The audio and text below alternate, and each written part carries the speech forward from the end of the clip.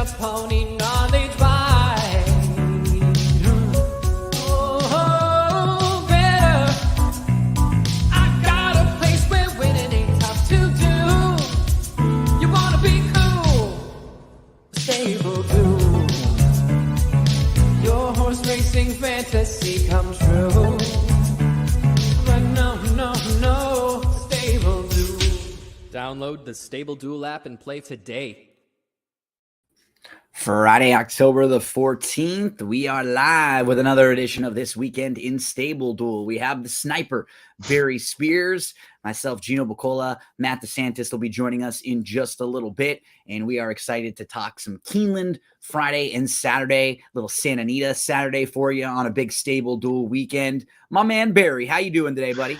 Hanging in there, I'm alive, which is half the battle, and Yeah, you guys have been dealing with some crazy weather and just it's been not the greatest. A lot of the country and a lot around the world right now. Yeah, it's just not a great time over here. We're still kind of dealing with some hurricane issues, but it could be worse. And the sun is out, and I'm ready to go.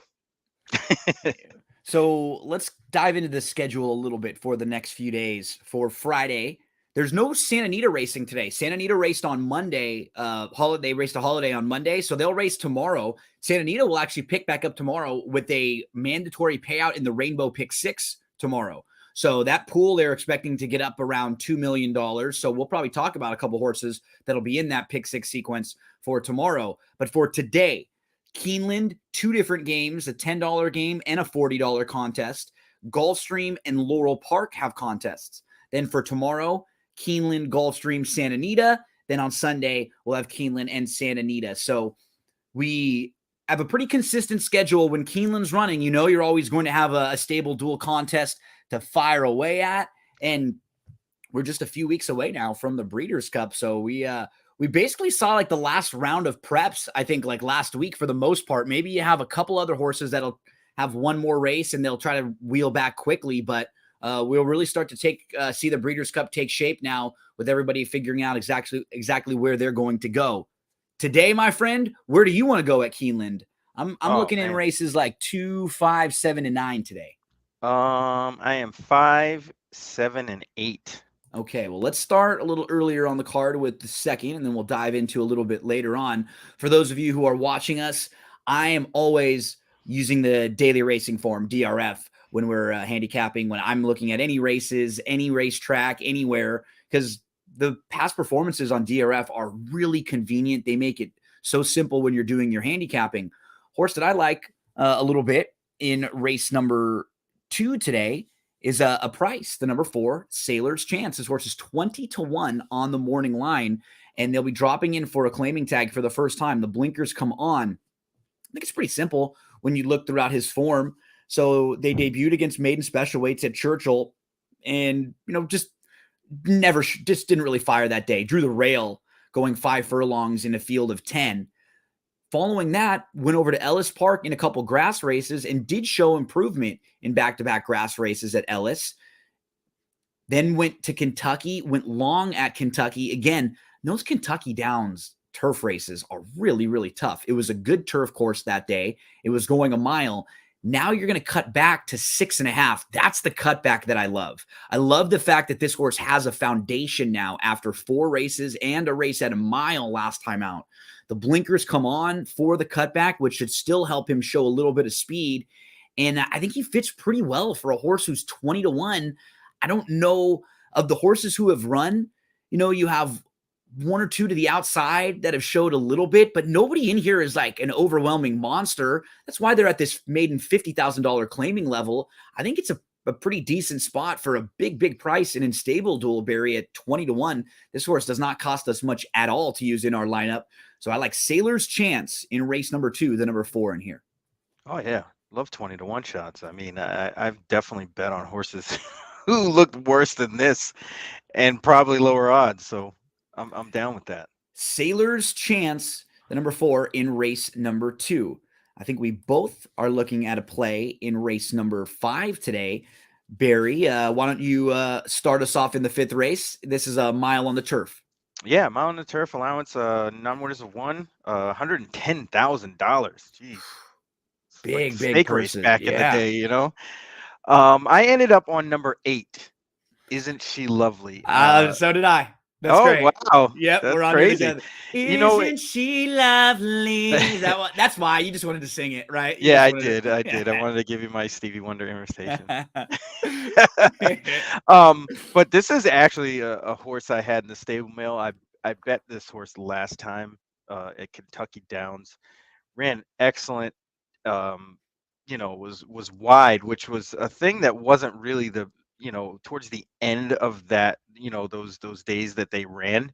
The outside wasn't really that good because they took No, the rails down that's a and great point. There's a few horses that I found that with too, where earlier in the first day or two, the outside was a little bit better, but the last couple days after the weather too, and remember they had some of those cancellations. yep. Yes, Yeah, it poured a couple of days down there, and they took the rails down for the second part of the meet, I guess. I mean, it was only 8 days or something like that.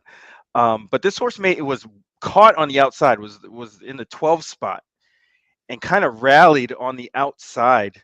And I thought that might do this horse well. Apparently, it did. There was a workout she had on October 4th, a bullet, 48 flat from, not from the gate, but at Keeneland. Maker does really well second off this kind of a layoff. So yeah, this is the horse for me at 8 to 1. I can't pass this up. he watching this filly, she fits beautifully. I just like love her pattern coming in Hmm. here.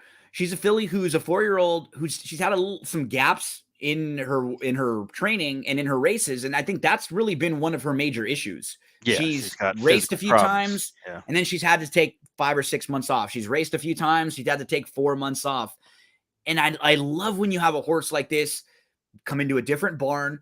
Mandela is awesome. It's not as if Mandela is not a capable trainer, but sometimes you just need a change of a program. right. You He's need not a an East change of Coast guy, scenery. Right. Yeah. Change of scenery, change of program, change of weather, whatever it is, right? Combination of a few different things. Isn't she lovely? Got that really nice prep race off of a 10-month break. She was second that day. I mean, I think she has the right to take a massive step forward in here. She's 8 to 1. At the number 8, will only Probably cost. won't get that 8 to 1, but Nope. In you Stable know, Duel at half that. 3,000, that's great. I think if she was 5 to 1, I'd bet her to win. I wouldn't want to take 7 to 2 or less on a win wager on her. But like if she's 4 or 5 to 1, I think that's still like probably a very playable price for her. There was one other Yeah, horse in the race that I thought was like, if you're playing any type of exotics, maybe you throw in Precursory. She just hasn't really done a whole lot wrong. You dive into her career. She debuted in the slop behind a couple next out winners. In her second start, they stretched her out to a mile. She finished third, and it was not a bad effort. In her third start, she had some trouble. She still ran well that day with a couple next out winners in that race. Then she came back and she put it all together finally on August the 25th.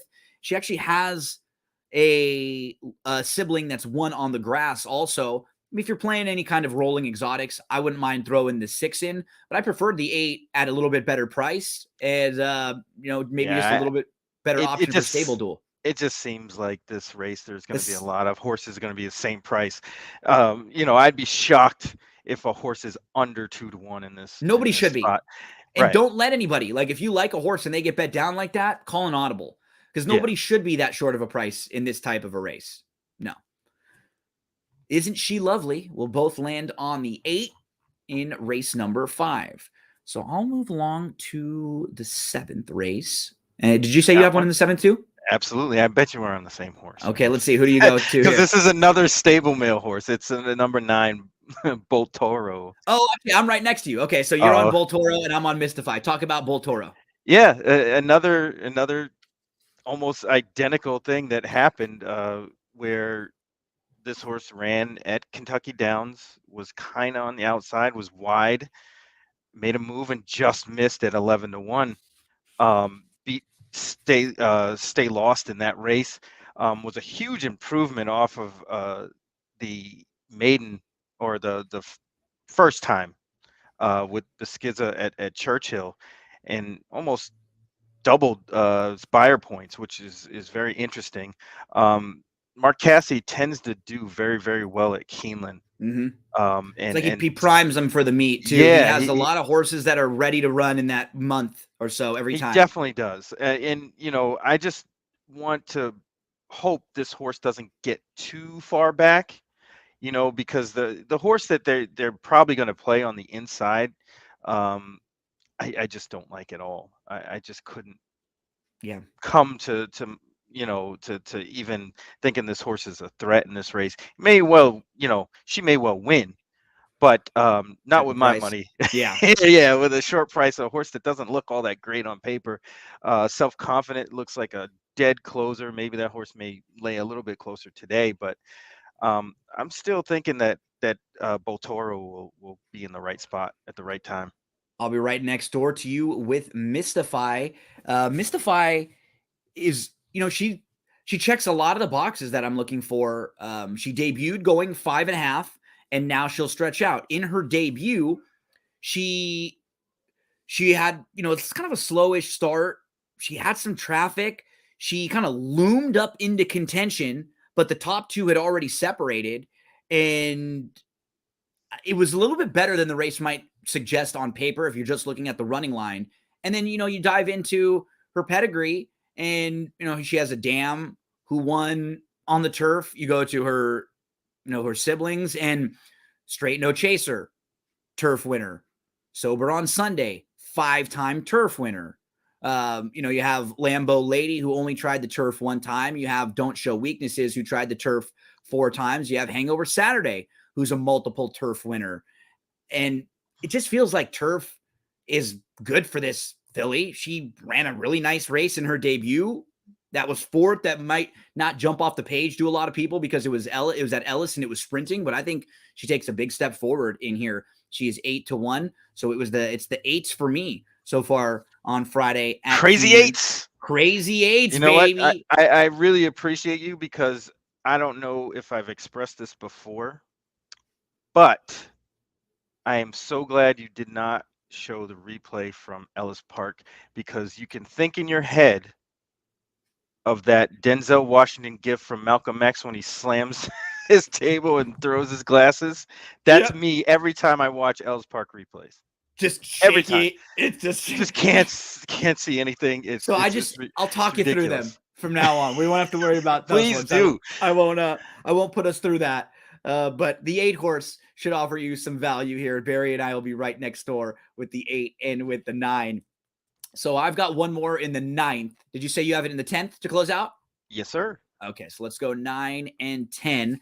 Let's go race number 9 with the Sycamore. So the 9th race. Oh, wait, I'm in the 8th. Oh, you're in the 8th. Okay, cool. Let's go to Yeah. let's go to the 8th before we get to the 9th. Talk to us about race number 8, which is another one of these big allowance races. Non-winners are $200,000 plus.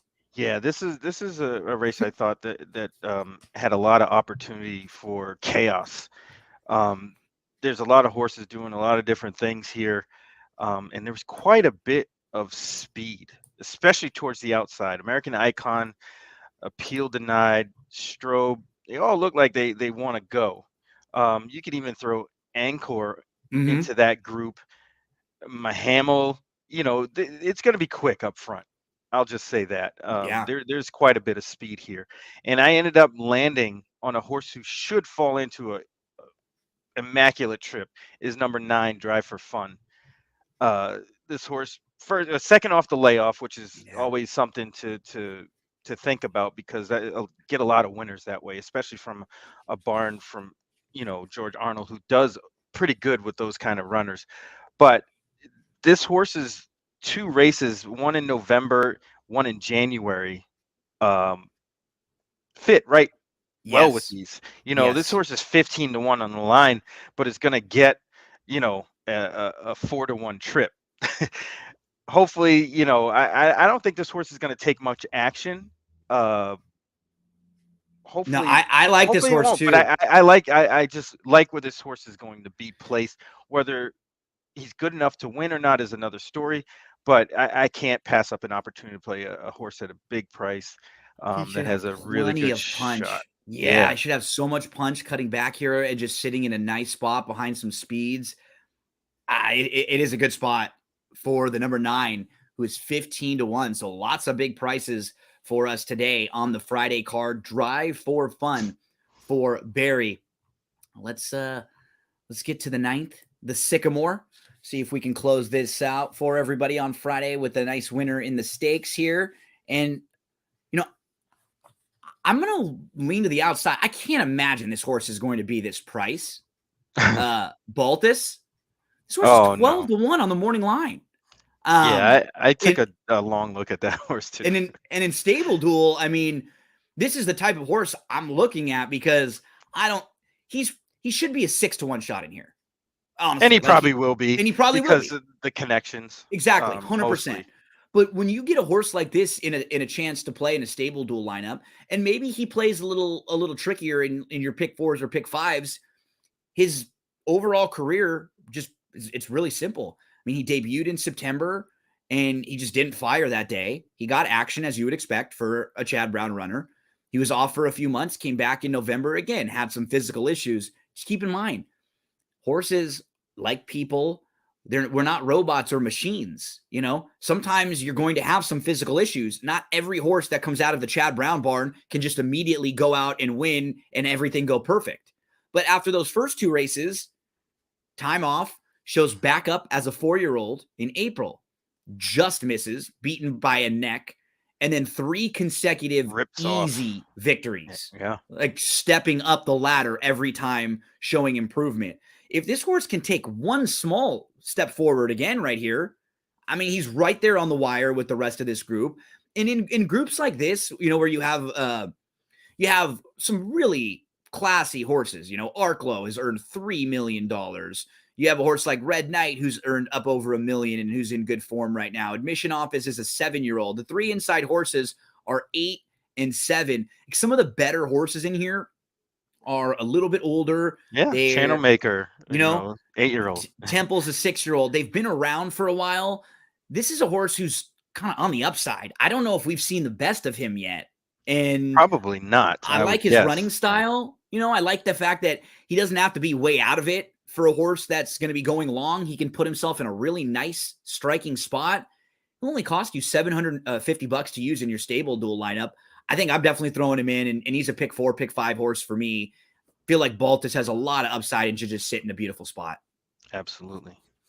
Baltus, the number 10 in race number 9. So some nice prices along the way for us today at Keeneland for myself and for the Sniper. Just to remind you one more time, you can play in a $10 Keeneland contest on Friday or a $40 Keeneland contest on Friday. If you're looking at other places, Gulfstream and Laurel have contests, and it'll be not too long before we'll be talking Gulfstream probably every day here, Barry, and back home for you when that big meet starts up in just about 2 months from now. And then Santa Anita will have their big meet that kicks off the day after Christmas. So that'll be consistent for us in a couple months where we'll have a lot of Gulfstream, a lot of Santa Anita going on. But right now, we still have Keeneland for the next few weeks, which is a nice little treat. Let's talk about Keeneland for Saturday, and then we'll dive into. I've done this the last few days. I wasn't sure if I wanted to say jump or dive, and I said dump. Same thing. I got caught. It's right all the same. I got caught right in the middle. My mind was like, do I want to jump? Do I want to dive? Let's just dump. I guess that's what we'll do as we move on over to Keeneland for Saturday. We'll also talk some Santa Anita for Saturday. Thanks so much to everyone for hanging out with us on this Friday morning. We'll be here with you each and every Friday at 10 o'clock a.m. We had a blast. It was nice to talk with John Murphy last week. He dished out a winner. Hey, he came for out us, and he almost had a couple. Nice. Yeah, I mean, John, he got put up, but still. Yeah, hey, a little controversy, but hey, exactly. John came here swinging right off the bat. It's always fun to talk with folks, at Stable Duel who we haven't had the chance to talk with all that much, and getting to pick John's brain a little bit and hear some of the things that he hopes for in the future was really cool. So shout out to John. Thanks for joining us last week. Let's head over to Keeneland for Saturday. So we are looking at a Saturday card with the QE2 Cup that, let's be honest, it's not the strongest QE2 of all, and it's a smaller field, but like always at Keeneland, there are going to be plenty of opportunities throughout the day. So where are you looking on Saturday at Keeneland, my friend? 2, 3, and 10. 2, 3, and 10. I believe you and I are both in race number 2 with a fun group of maiden special weights going a mile on the turf. So talk to us about race number 2, Barry. I ended up, well, this is a maiden special weight, $100,000 purse, going a mile on the turf. I ended up on number 5, Royal Salute, a first-time starter. We're on out the of same Brian one Lynch. again. Oh, this one. Let me say, this one is surprising to me that we both landed on this first-time starter. Like I can understand the horse is live, but like on a full Saturday of all the races, this Yeah, wasn't that's crazy. This wasn't like a trouble trip horse or one that we would look at and say, oh, they're like this horse is going to get bet down. But it made me kind of smile when I heard you talk about Royal Salute. So talk a little bit more about it. Yeah, I mean, the work pattern is really what I like the most. Pedigree-wise, the horse is out of Oscar Performance. The dam has a couple of turf winners going long. Not much to grab onto as far as the horses that have run. They're not, overwhelming. I don't fear anybody. I think they caught a break with the 11 drawing outside, because that is going to be difficult and evaluate the Chad Brown horse, second time starter, and the other horse, Spanish Doubloon, drawing outside also could get parked really wide with that running style. So keeping that in mind is where I was kind of like, you know what, I really don't want those two, and looked for elsewhere. And this horse kind of fits here as far as, unveiling this horse at Keeneland makes a lot of sense. Yep. Also the pedigree. It's just so turfy, right? Yeah. It's like, I mean, this is a Joy, nice turf pedigree. And silly. I mean, this horse should take to the turf. So, and you mentioned the multiple siblings that have won. The dam, while she didn't win on the turf, she was grade 3 placed. And her only 2 turf races were in stakes. She was in the Miesk, and then she came back in the Flawlessly. She got bet in both of them. She had a little bit of trouble too. This filly, she's got some ability. You can just like feel it. And while you mentioned the tab, which I like, it's like a nice steady work tab. And Brian Lynch has already had a couple winners at the meet. And while you don't necessarily think of this barn as like overwhelming with their first time starters, they do okay. And when you look at their first time starters, they're very capable. And what I really like to see was they actually do have you have first time starters that win going 7. I mean, we're at a mile right here, right? We're not talking all that different than what we've seen right there. We have horses that are always getting bet. I mean, that are very rarely getting bet, that are usually really nice prices for this barn when they go first time out of the box. I got a feeling we're going to get a good effort from Royal Salute. Me and the Sniper both land on the same one, the 5 in race number 2, 12-1 on the morning line. In Stable Duel will only cost you $750 in your Stable Duel lineup. Royal Salute. 10 Hut, like the Sarge. Nick Hines, 10 Hut, reporting for duty. Hoorah. Notre Dame guy. Yeah. Hoorah. Sarge, we'll be up against each other in a few weeks with Notre Dame USC. I got to hope USC can get through a tough Utah team this week as we continue along on the Saturday Keeneland card. I'm up to race number 5 for my next play. How about for you, Barry? Race 3, my man. Race 3. We're going to double. We're going to get this double. That traditional old school double. Talk to us about this third race, 7 furlongs on the dirt. Now, this is a lower level. See, I didn't say cheap. No, not at all. Just Lower did, level. But that's all right. I just did. But we'll go there. It's a $20,000 non-winners of 3, 7 furlong race, and it was just jumped off the page at me that you have the morning line favorite, Sue Ellen Mishkin, who won at Finger Lakes. Yeah. I made it a point after a tough beat I had when I was up at Saratoga. Well, it wasn't a tough beat. I won, but I should have won more. never to bet a Finger Lake shipper to a major track. I'm not doing it because that's what did me in that day, and I'm not going to fall for that again. Gotcha. This horse doesn't look all that great. You know, he ran a 69 his first time out, won pretty good at Saratoga, and then showed absolutely nothing. Went to Finger Lakes, got a win. Now shows up here and it's 5-2. I'm not buying it.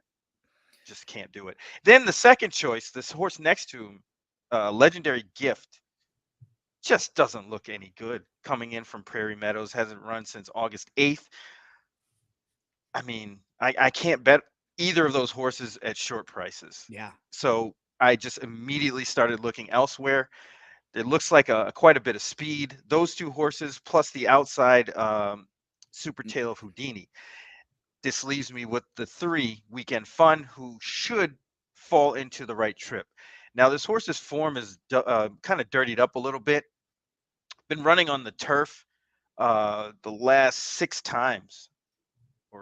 Last 6 times. But if you go down to October 21st, 2020 and November 14th, 2020. Yep. Either of those races on the dirt wins this race today. Absolutely. And there's really nobody else. I mean, you might be able to make a case for the 2 Forever Home. But man, this one looks like he just fell into a sweet spot and should get a nice victory here first off the claim. Weekend Fun.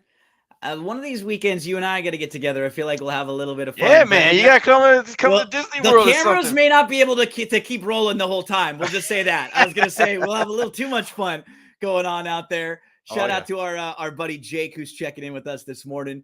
Jake from State Farm. Jake with State Farm's thrilling picks out there. Nice to hear from Jake always. We'll have to get Jake back one of these next couple weeks to check in with us and dish out a couple plays.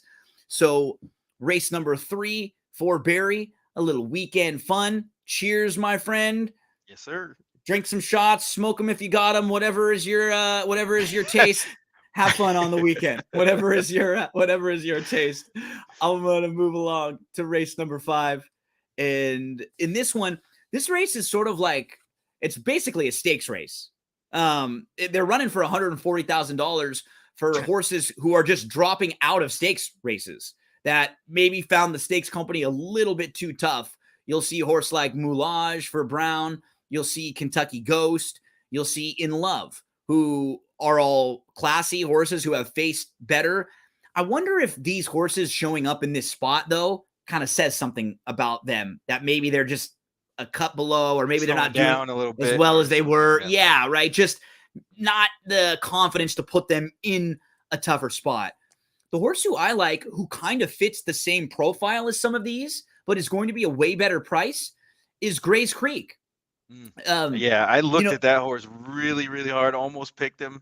Yeah, and I think when you start to dive into him, he was a horse who was in the Chad Brown barn for a while, and he's a 6-year-old who he's been his own worst enemy. He's just had some physical issues along the way. You see some long layoffs. He had like a 1.5-year layoff early on in his career, and then he came back from that and got pretty good. He rattled off a couple victories in a row, and then he tried a stakes race. And then after that, a couple month layoff, he came back. The races in February and in April of last year, they really weren't bad. He was only beaten a couple lengths. Then he changes barns. And if you put a line through both of the Jaipur races where he's sprinting, now all of a sudden, everything looks even better. That Camp Hope race in April, that was actually a strong race. We talked about that race here, I remember. And then on August the 21st, I won't pull up the race from Ellis. Don't worry about it. I won't. But he comes back. He drops into a much softer spot for him to get a confidence-building win. Now he can kind of step back up. I actually like this spot for him versus some of the others. He's 15-1. Corrales, if you don't know Corrales as a rider, he is excellent. He is really good and really capable. This horse will go second start off a short little break. 15-1 on the morning line. He's only going to cost us $500 in our stable dual lineup. I think Gray's Creek has a shot in here to round back into form. Another horse that I thought has a you could give a look to was number 5, Current. Yes. Yes. Kind of have the similar feel to Gray's Creek. But it's so crazy, and the reason I didn't select either of those horses in this race is because of the favorite. It's just a horse that I don't even like at all, but they tend to win. These, And yes, and it's just like, ugh. And it's weird because a lot of the French horses, for some reason, do okay at Keeneland rather than other places. the style of the track, perhaps. Maybe or I something have about the no layout of idea the what it turf is. or Maybe it's the there's a weather, little bit more maybe, or give. yeah. I have no idea, but they do end up running well. I was just kind of, and this doesn't really happen often, afraid of the favorite. But I do Race like number those other two. Race number 5, a really cool, almost stakes race there, where it's like $140,000 up for grabs. Matty joins us here, Mr. DeSantis. How you doing today, Matt? Just trying to pay bills. The professor. Doing work. The professor. Matt joins us. So Matt, we are on Keeneland Saturday right now. Perfect. We're Perfect. moving through the Saturday card, and we are up to race number 5. Did you have anything in that area that you wanted to talk a little bit about? I had 2, 9, and 10. Okay, let's go. on Keeneland. Let's go back. Awesome. Well, let's go back to race 2. Might as well. Let's go back to race 2. We have to see if you landed where me and Barry landed, because we landed on one together. Who are you looking at in the second? So let me now. Shoot, now I'm all sorts Now of I know. off. Now I got Flustered. He's flustered. Flustered. But no, I'm pretty sure. Of course, my DRF's taking forever to load up. But I landed on the 5. Oh, the three's lock a of the week. charm. Oh, really? It's the Okay. lock of the week with Royal Salute. Yeah. The Law Professor lock of the week. I love it. I Yeah. absolutely love it. So you guys probably covered it all, but I just think the pedigree makes a lot of sense. The works look really good. Brian Lynch is a trainer you just trust getting him ready first time out, and 23% strike rate with 2-year-olds. So just a lot to like, I think, in a pretty wide open field, and definitely like the pedigree. And this was a weird race, whereas like I do think the favorite is good, but not overwhelming. And I tried to kind of find a way to get around the favorite, but a lot of the other horses just didn't really do much for me. And so the 5 is kind of where I ended up as like the best value in this race. Yeah, I say we'll see how much power we have tomorrow when Royal Salute opens up at 1 to 9 first click on the board, right? There's millions and millions of people watching this stream that all dived in. But That's yeah, fantastic. that's great, because honestly, like Barry and I were saying, this was one that I would not have, if I would have just said all 3 of us are going to land on the same horse. This would have not been one I would have picked. Because it's hard. It's a first-time starter going along in like a race like this. It's not a horse that maybe had some trouble in a race that we all caught, or maybe a horse that we were watching last time and we came back to again. So Royal Salute. We all land on Royal Salute in race number 2. That's cool. Fantastic. Yeah, that is great. Okay, I think you said race number 9, Matt. I'm going to also, we'll go to the 9th, which is the QE2. You don't have anything before that, right, Barry? I'm in the 10th. Okay, so we'll go bailout Barry. We'll go to race number 9, which is the QE2. Talk to us about this one, Matty. Yeah, I think this is another feels like a very wide open race. I mean, I certainly like McCulloch, the favorite, who's even money, but that's kind of tough for me to get behind, I think. And certainly from a stable duel standpoint, $10,000 for one horse is always a tough pill to swallow, I think, when you're putting this together.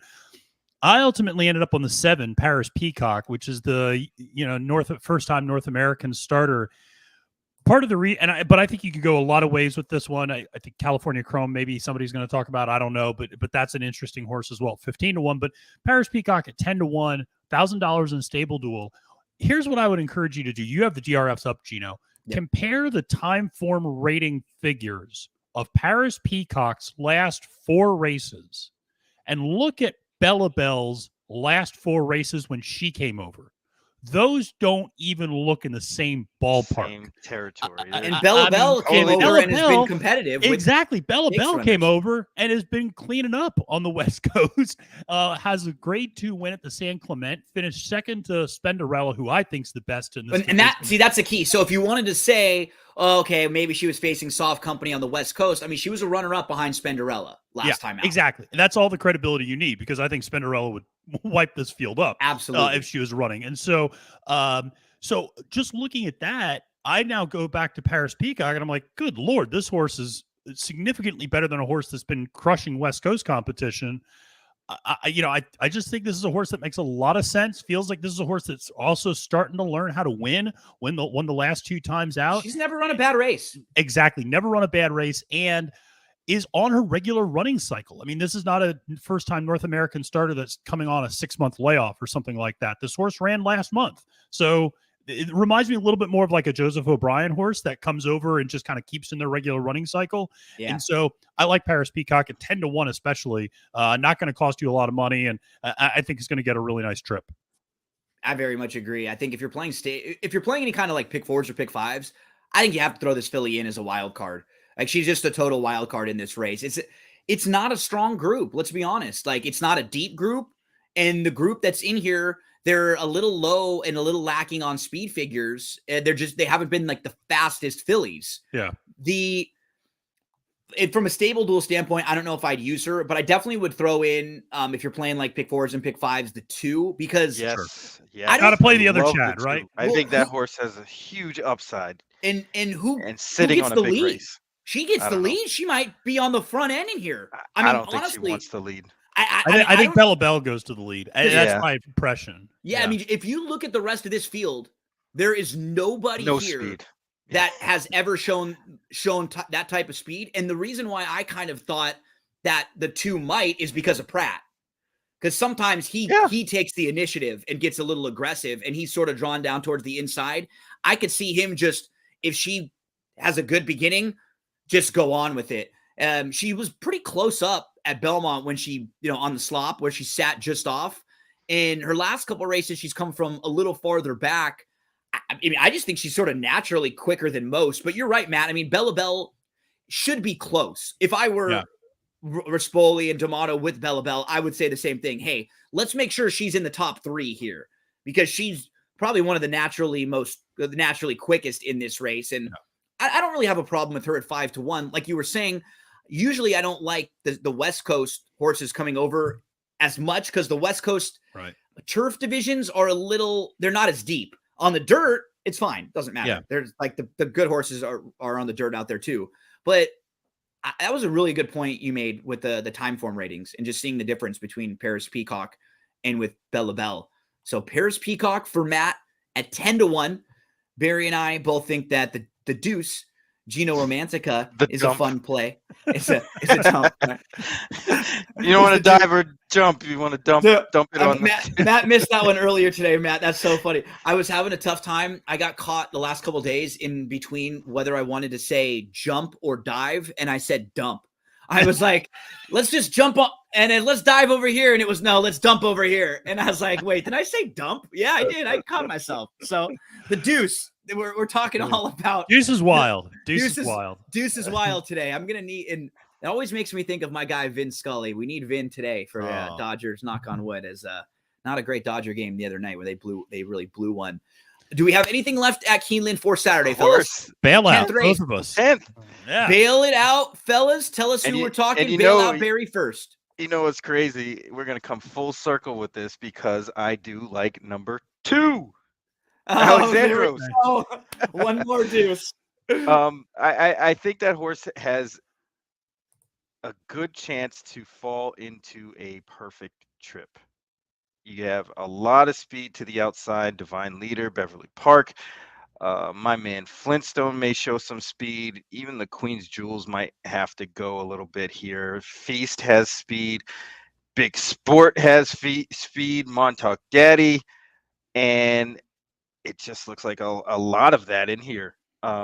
Alexandros is what I'm predicting is going to get first run based on the January 7th Oaklawn race.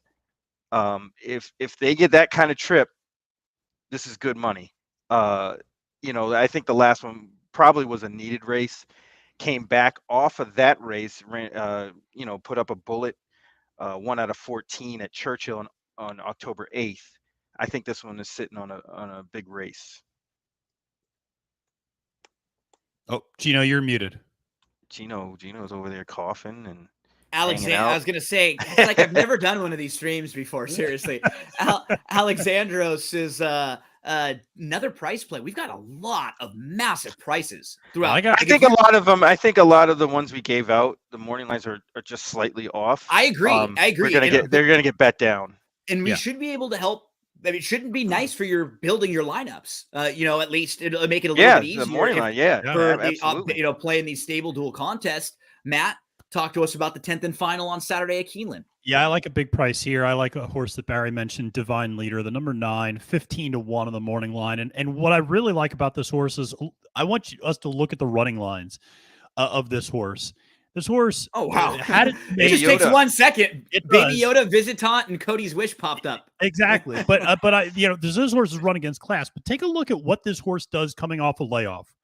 First race, fine, comes off a long layoff, wins a maiden, has another layoff, comes back from that layoff, runs a 92, wins starter $50,000 starter allowance, then goes first off the layoff, next time out, loses by a length. The Baby Yoda runs a 90 buyer speed figure. This horse loads up and runs off of a layoff. And if you notice, they're not super long layoffs. They're like 2.5 month freshening. Used to be a little freshen. Yeah, exactly. And then if you notice, there's usually actually a regression after Tails that off. first. Exactly. After the second and third start. Yeah. This horse runs gangbusters off the layoff. A lot of times we talk second off the layoff. This horse runs its best races off the layoff. And you see certain types of horses that do this, and the ones that do this a lot of times are speed horses like him that run really, really hard every time they go out there. Exactly. Because the other horses, they take that first start off the bench and they use it for fitness to take a step forward. A horse like this, he runs so hard every time. It takes so much out of him that it's hard to get it back up again for another big performance in a month or in 6 weeks. He just needs 2 months, or 2.5 months or. Exactly. And so this is, I just think that's an interesting angle on this horse. Cause again, we talk a lot about, second, third off the layoff or form cycle or what have you, but this horse fires first time out. If you look at that workout 2 back at basically a 59 flat 5 furlong, I mean, this horse is ready to roll. To your point, Gino, I mean, this horse is going to run fast. He's going to run hard. My hope is that he sits second to Feast, who I think has maybe superior natural speed, the number 7 horse.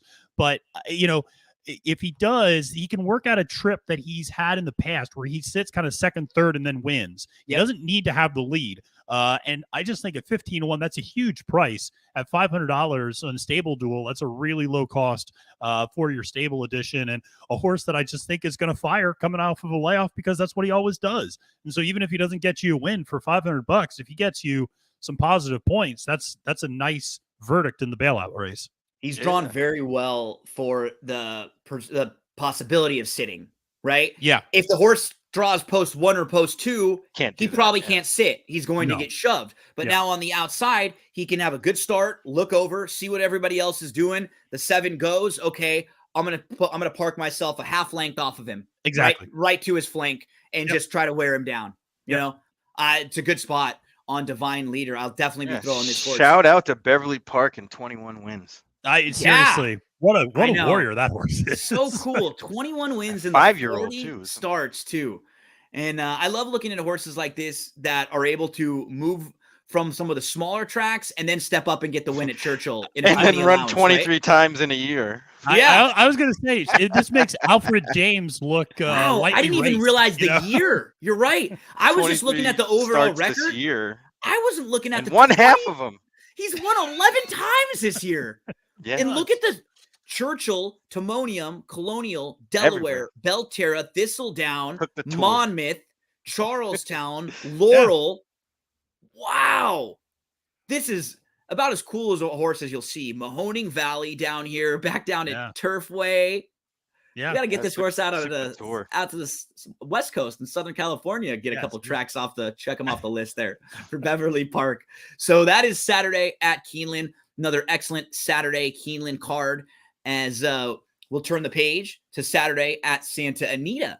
And at Santa Anita on Saturday, I believe we have a top 5 contest that folks can play on into. And Matt, I was able to join our friend Sarah El Badwi to preview the Saturday Santa Anita mandatory Rainbow Pick 6 sequence because it's going to be a mandatory payout. I think they probably looked at the way the meet set up. It's just a short meet at Santa Anita, and you want to probably have a mandatory payout this weekend, because then in a couple weekends you can do it again at the very end of the meet, Right. on the closing day. So it gives you the opportunity to have a couple of them here. And I will say, as we move to Santa Anita for Saturday, first off, our friend Sarah does a fantastic job. If you don't follow Sarah and her work over at Horse Racing Nation, HR Nation, she does awesome. But this is a really challenging sequence, and it's not like a bunch of graded stakes races. From races 5 on, 4 of the 6 races are maiden claimers, and they're like really tough fields. Like, It's our type of race, fellas. It's our It type is. of That is chaos. We like the chaos. Sarah said that yesterday. She said, like, this is like a true horse player sequence, because there aren't these sexy named horses drawing you in, but No. there is a $2 million possible pool with a 20-cent base wager that you can play into. And there are going to be a lot of difficult races where you can make a case for 8, 10, 15 to 1 shots. So I think, Matt, you have a horse on Santa Anita Saturday right off the bat, right? In the opener? Yeah, I have 1, 6, and 8. Okay, 1, 6, killing and it. 8. I'm in So we're 6 and gonna- 8. 6 Oh, and 8. all right. Okay, okay. Uh-oh. We may have a couple overlaps if you want to Yeah, follow that's all along. right. We'll be But looking honestly, that 6 and 8, those are so wide open that I wouldn't be Yes. surprised if we land on some different stuff. at. Yeah, But, we may have all different yeah. horses here. Or So- another lock of the week. That would be Yeah, great. exactly. That would be great. Okay, Maddie, 6 furlongs on the turf to kick off the Saturday card. Talk to us about this one. Yeah, $50,000 starter allowance. I'm looking at the 3 Bilotti at 8 to 1, only going to cost you $3,000 on Stable Duel, and I just think the 3 makes a lot of sense here. This is a horse that doesn't run on turf very often, but when he does, has run very well. Has recorded very competitive buyer speed figures from a standpoint of looking at the rest of the field and what they've turned in on turf. Certainly, that last effort was the 6 furlong. That's what really stands out to me, is that last 79 buyers, 6 furlong. That was a $50,000 optional claimer, and starter allowance. And that's a effort that if he can replicate that really, I think, is going to do well. I think the other thing to mention here is looking at the trainer, Michael McCarthy. A lot of trainers, when you look at turf to dirt stats, they're not so great. Dirt to turf, 19% win rate, 248 ROI. This is a trainer who knows when to make this transition from turf to dirt. I just trust McCarthy a lot. He also has been on fire at this Santa Anita meet early on. 4 out of 16 winners, 9 out of 16 in the money. I just feel like this is a barn that's firing at the right time on a horse that is probably getting on its best surface and certainly at its best distance. And so I think kind of combining surface and distance, 6 furlongs on the turf makes a lot of sense. I just really like Bilotti here. And again, we talk about it all the time at Santa Anita. Sometimes you got to find those 8 to 1, 10 to 1, 12 to 1 horses, because you're going to have to spend up on some of those others. So, like I said, like the 3 here in the first race to get things kicked off, hopefully on the right foot. And Gino, you're on mute. I was just about to open back Okay. up again. But All right. this is nice. Can you just be like the host of you can tell me when to unmute, and I'll just, Sorry. I was going to say, it'll save me like some thinking here and there. I can turn the brain off for like 10 seconds every now and then, and Matt can just give me the alert. Like that I'm, the game master from Hunger Games. right? Exactly. Stanley Tucci. Yeah. I That's can good. see that. Yeah. That is nice. That is very well. That's a good spot there. Okay, awesome. Let's move to the 6th race, I think, where we so for those of you, Santa Anita, pick 6 starts in race number 5, Rainbow Jackpot pick 6. So keep in mind that because it's a mandatory payout, you will get paid 20-cent based wager. So you can spread out a little bit too. So if you want to play that pick 6 on Saturday, I'd recommend, one of the times to dive in is when they have the mandatory payouts. Race number 6, Barry, talk to us about who you like in this 6th. Yeah, this is a really tough race, as Matt alluded to earlier. But we're gonna just kind of throw one downfield here, and I ended up on number 7, Icy Flavor. Nice. This was Sarah likes this horse quite a bit too. Talk to us about Icy Flavor. Yeah, there's really not much to talk about. I mean, I don't know if you can pull up that replay from the first start at Gulfstream. This is not an Ellis Park replay, so There we go. We're good. No Denzel Mad. Let's see if we get But the head on. yeah, the head on would probably be better because the line in the chart says, kind of bumped, steady. Yeah, that's a bad start first time out for the 7. He Yeah. got hit on both Yeah. sides. And then your back, like the thing that I always notice is when your back legs sort of get bumped and it takes a little, you're kind of swimming right at the start, It Right, just and- took him a little while to even get into a stride. Right. He kind of spun his wheels after he got bumped and didn't really do much running. And then after that, the horse ends up in the Doug O'Neill barn, which is very, very interesting. I don't know how long he's been out there. Probably, I'm gonna say, probably somewhere end of August. Yeah, because he's got the September work. Right Del at Mar. Del Mar, like they were gonna run him at Del Mar, and they sat on their hands. He posted 2 good works in October. One on October 2nd, 100 a minute 4/5 from the gate, and then a 59 and 4 from the gate. And getting blinkers also appeals to the whole. Is it? You know what's funny? I package. don't mean to interrupt you. I Yeah. actually said that Barry might like this horse because of the makeover package. Yep. You got to Yes. watch the video. That's so funny. I even mentioned the makeover. I said our guy Barry, and I forgot that this was the horse who I said because they're getting the makeover package too. It sort of looks like That's that. exactly it. That's exactly why I like this Please horse. watch He the was video so- that I did with Sarah I will. yesterday, I so you can definitely see that I will. said that about you. Because that's what's so funny. Once you start, we spend enough time with each other now that, like, I know some of your angles. And when as Mhm. soon as she pointed this horse out, I was like, this is the type of horse that Barry would like, and it's All so over it. great. Yeah, I mean, it's so yeah, great. it's this total makeover package. Two good works. Dam was a 4-time switch- winner on the turf. Right, switching surfaces, 6 furlongs. I mean, it just has, this field isn't like everybody's kind of doing different things. Mhm. So it's not like there's somebody that stands out above the rest. I No. even took a long look at the 4 as well. This may be a race you might want to take 2 That's- in. That's where I was going, Barry. Oh, there we go. Yeah, straight to the source. I like that horse too. Barry playing some point guard over here too. Look at that. He's dishing the ball out all over the place. this is Rod Strickland right now. Yeah. But yeah, I liked Icy Flavor just a little bit better because of the one race under his belt. But yeah, that's where I landed. So you know me already. You know me. Yeah, You know me, that's- Gino. That's great. That's great. But Matt, talk to us about straight to the source. Yeah, so I kind of like 2 horses in this race as well, the 4 and the 5. And so, Yeah, I'm on the 5. The 5's Okay, mine. Then Oh, look cool. at us. We're just We're- like transitioning from We're, one to the we're- next to the next. Yeah. Beautiful. So I'll talk about the 4 for a second. What I like about this horse is the Dam, source of humor. Her offspring have never finished out of the money first time starting. And so for a horse that is 12-1 on the morning line, that A lot of is- precocity. that As we is see right very here, good look, to see. you've got another So- source who was a runner-up. You've got Yep. Primary Cause who won first time out. You got Make It Run who finished 3rd first time out. Saratoga Commando was 2nd, beaten a neck. That's a lot of precocity. Yep. First time out for horses. And Exactly. honestly, Creative Cause is kind of an underrated sire. He's only standing for 7,500, but he's been throwing out some winners.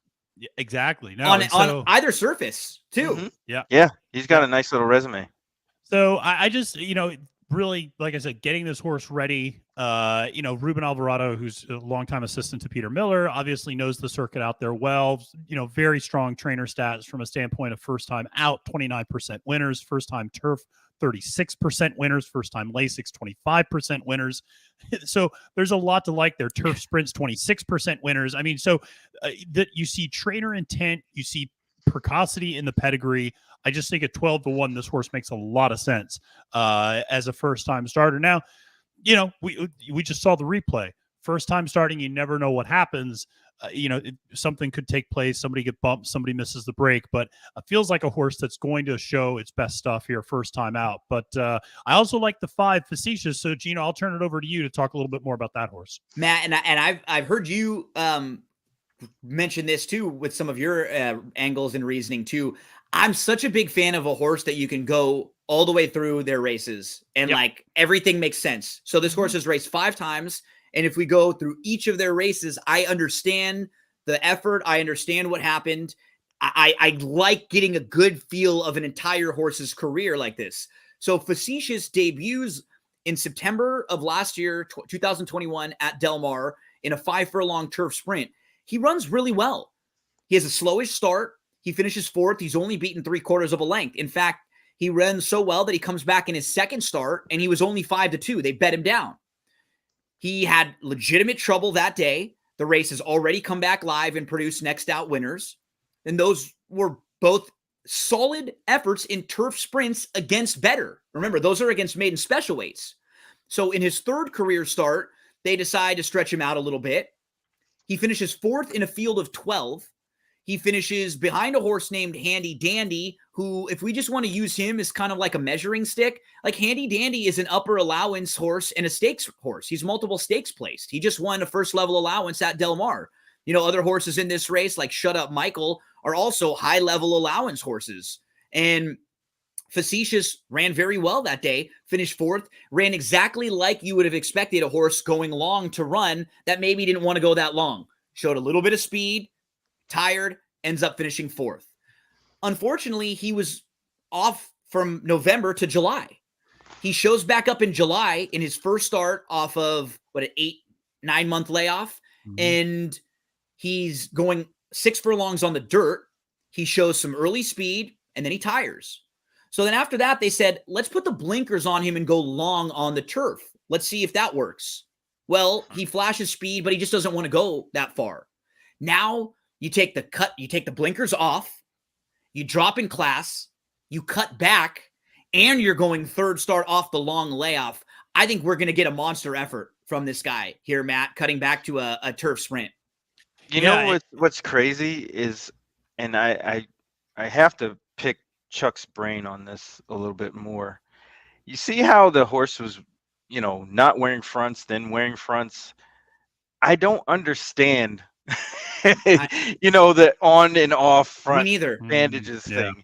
Sometimes it's like they're playing poker with the claiming stuff. You know what I mean? Like, I know that sometimes that.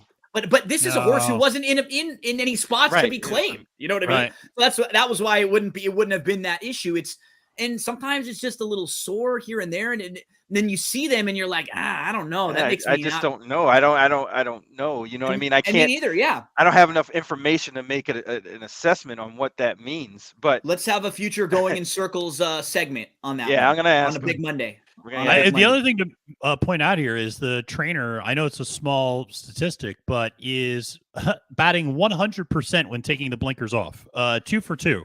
And so that's a move. Like you said, last time out, put the blinks on, got the speed, maybe got what he needed out of the horse and kind of realized this horse can go. And like you said, with the distance cut back, makes a lot of sense. So I would guess, just hearing you, kind of sum it up like that, if this horse shows up on the track without fronts, it might be go time. Yes. Yeah, absolutely. Yeah.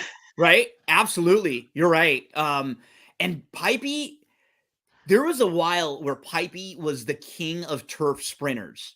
Like all of his best horses were like really good turf sprinters, and he would get horses to always like have this niche of like being good sprinting on the turf. So I always like when there's a horse that I like in a situation like this and Pipey trains, because I know how capable he is of getting these horses to go short on the grass. So yeah, this is a tough race in the middle of this pick 6 sequence, race number 6 on Saturday. As we continue along through the card, where do we want to head next, fellas? Matt, I think 8. You said Matt's in the 8th and Barry's both in the 8th. Okay, yes, everybody, both in the 8th. So, Matt, why don't you start us off with race number 8? Tell us who you're looking at in this $25,000 claimer. Yeah, mile on the turf, and I'm going to go to the number 5, Galloping. No! Oh, are we on the same one? Look at that! Wow, that's it. Look at that. I just think this horse is the speed of the speed by lone speed. Yeah, it's lone speed. Exactly. There's nobody else even close in terms of, if you look at like pace figures, there's nobody close to the early speed of Galloping in this race.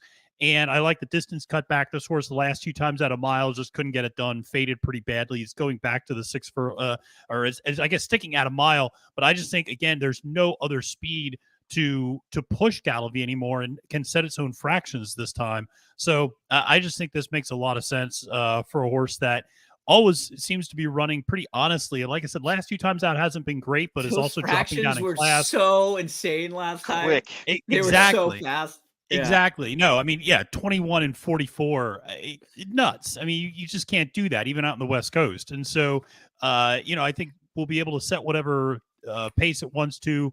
4 out of 9 in the money at this distance. And interesting enough, Papa Padromu and Curatolo have a pretty good strike rate together, the 27% win rate as a trainer jockey combo. So Gallivy, to me, this was a speed play, but Barry, take it away.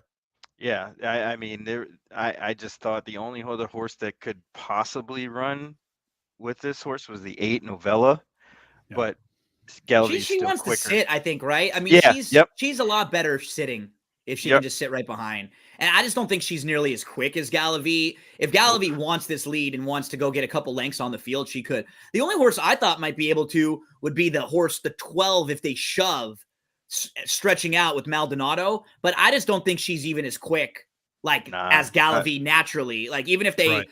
I could see them working hard to then, like, secure a spot from the outside and sit like Nah, second or third. too but slow. yeah, the 5 is No is, Albuquerque horses are she gonna can be fly. my guy. Gallavy will be flying, hoping to sprout some wings for Maddie and for Barry at 5-1. Will only cost you 6,000 in your stable dual lineup. Let's give you 2 more. Let's just close things out in the 9th and the 10th. A couple more that I like for anyone who's playing stable duel on Saturday. Anyone who might be looking at the Santa Anita Pick 6 on Saturday. This 9th race, it's another maiden race. It's a $40,000 maiden claimer. I am not a fan of like anyone who's run in here. Honestly, if you look at the one, Fast Investment has not really been impressive. La Paloma Blanca raced twice on the turf, going longer, and now drops to a dirt sprint. I mean, she could win, but it's always kind of weird when you have a move like that after longer on the turf, now back to a dirt sprint. Madeira was okay, finished 3rd in that debut at Del Mar. The first-time starters intrigue me a little bit. And then you have the 7 Hialeah Hottie, who I actually wouldn't mind throwing in. I'll sort of treat this one like a first-time starter because she debuted at Gulfstream, but she was against better. Now she's in the O'Neill barn and she comes out west. I don't really have a problem with her, but the horse that I like in here is Short Journey. And this is another one I'll give a shout out to Sarah. We both liked Short Journey as a first-timer in here. Hector Palma is sneaky good with first-time starters. I've always paid attention to him with first-time starters, and I've always noticed that they outrun their odds. He does a great job with first-time starters. Look at these numbers with first-timers. This is the last 5 years, 10 for 76. I mean, for a barn that like doesn't have a whole ton of horses and that doesn't win at an insane clip, that's a 13% winning percentage with a $3 blind ROI. So over the last 5 years, if you just bet $2 to win on every Hector Palma first-time starter, your $2 would now be $3.02. I mean, that's a really, really great return on your investment. And the reason being is because a lot of these horses that win are just like this. They're 6, 7-1 shots. They're horses that are middle type prices. They don't get overbet, but he's very, very capable. We see last year with the 10-1 winner at Del Mar. We see, Western Rule, who was a little shorter price there. How about a 35-1 winner, a couple years back? This is not one that you're 17-1. Again, really, really capable first time out. So check the barn can win first time out. Let's go to the pedigree. Well, you know what? This dam was not bad. She was a 3-time winner in her 6 starts. She had 3 wins sprinting on the dirt. She was pretty quick too. She showed some speed, and this is going to be her first full. So nice little dam, barn that's sneaky good. We look at the work tab.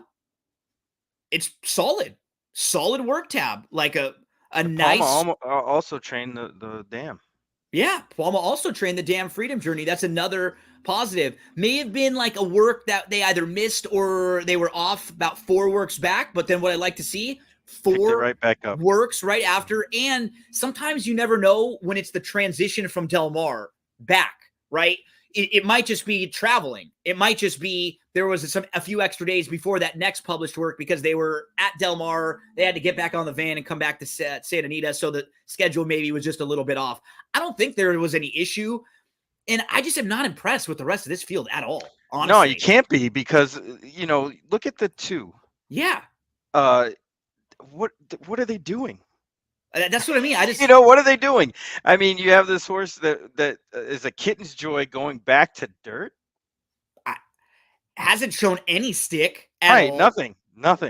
And this is the horse is 5-2 on the line.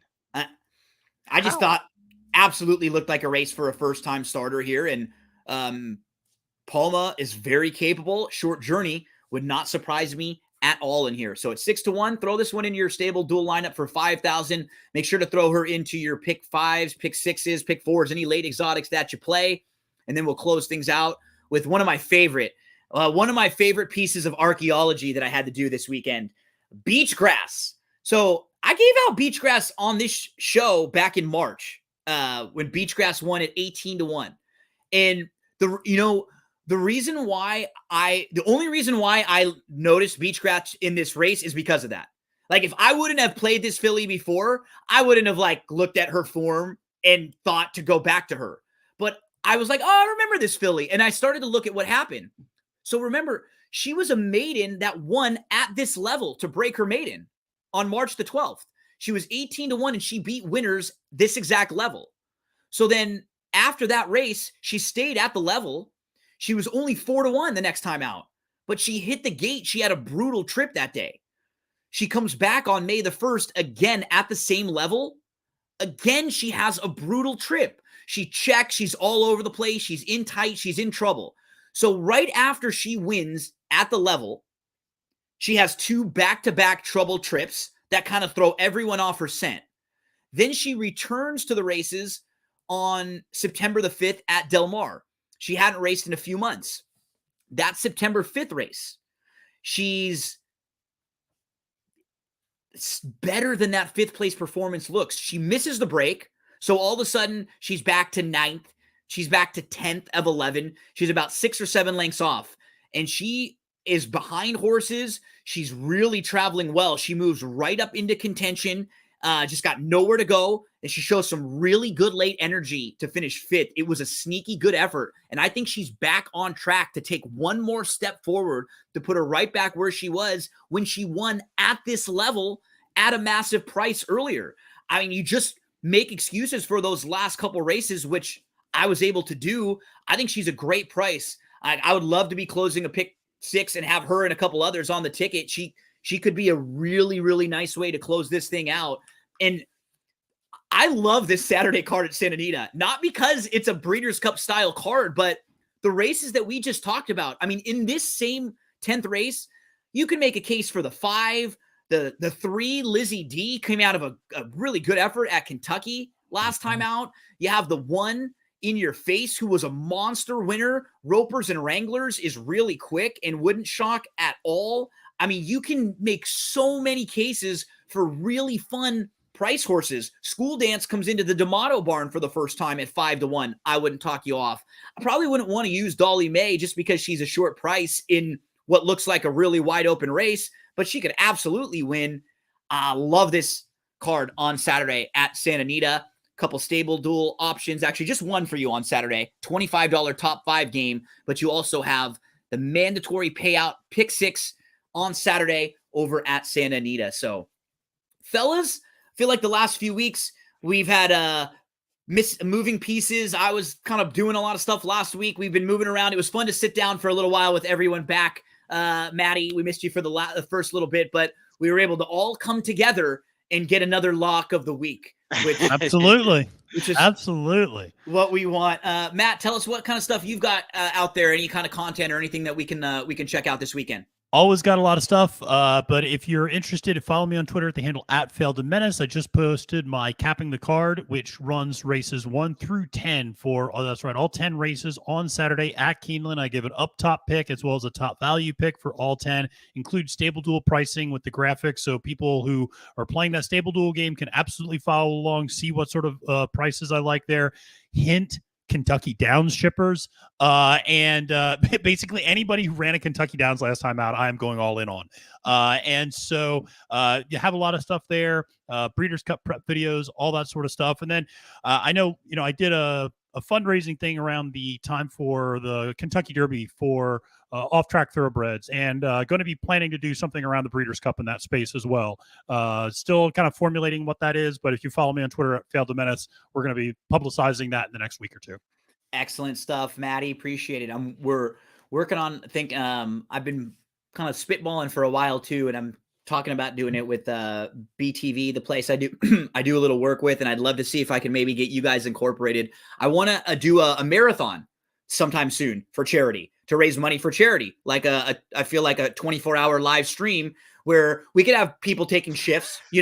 Everybody takes shifts for a couple hour shifts. You can do that yourself. But see, like, I love the fun part. See, I would love the late at night part and the early morning, because then things get loopy and everybody's kind of having fun. And at this point of the year right now, when you lead into the Breeders' Cup, you'd actually have a ton of content. You'd have a lot of Breeders' Cup stuff. And then if you just think about the rest of sports right now, you could do a show that would have like an hour talking about baseball with the World Series and the playoffs and everything going on. The NBA is just about to start. You could do a week like previewing the college football and the NFL week. Hockey is just starting, and then leading into the Breeders' Cup. Just sports alone is so much, and I would love to get a chance to bring in people that are representatives of a bunch of different charities and have them come on and talk. 15-minute interview, talk about the charity that they represent, help raise some awareness, raise some money for that. So, Matt, let's spitball doing something like this in the next couple months, because I know you have a lot of great ties with some of the charities, and I could use the energy that I have of a couple of my buddies here to help me out. There's some of that. So, Absolutely. Barry, my friend, love you, brother. Going in Circles, Big Mondays with Chuck Simon. That's a must listen, because it's a little different than some of the other racing podcasts and racing shows. A lot of racing shows will focus in on handicapping and gambling, and you guys will do that every now and then. But for the most part, you like to talk about like big topics and really important issues that are going on in the world of horse racing. Yeah, we like to be kind of a round table and kind of hit everything, especially hot, newer topics, things that happen during the week. We recap, stewards' calls, or, all that kind of stuff. So we kind of spread it around, because, me and Chuck, we definitely try to see as much as we can over the week as far as horse racing. We got a couple of things that we're doing. So, it's always a good time. Join us whenever, every Monday, Big Monday. And if you follow Barry on Twitter at Urban Handicapper, you'll always get posts, and he'll always share the links and stuff when they come out. So you'll be able to find that stuff there too if you ever need. Matt does the same thing. I try to do the same thing. If you give us a follow on social media, you'll get most of all the great content that we have out there for you. Fellas, you have a fantastic weekend. Good luck in all your plays. Thanks so much, everyone, for hanging out with us. Shout out to our buddy Jake. Jake, we'll get you back here one of these next few weeks to come and check in with us. And we'll also get John back again, too. John did really good job giving us a nice winner, and he can tell us anything new that's going on in Stable Duel. We say goodbye, but we say hello to Joey Cleveland. And let's close things out. Better, you want to spread your pony knowledge by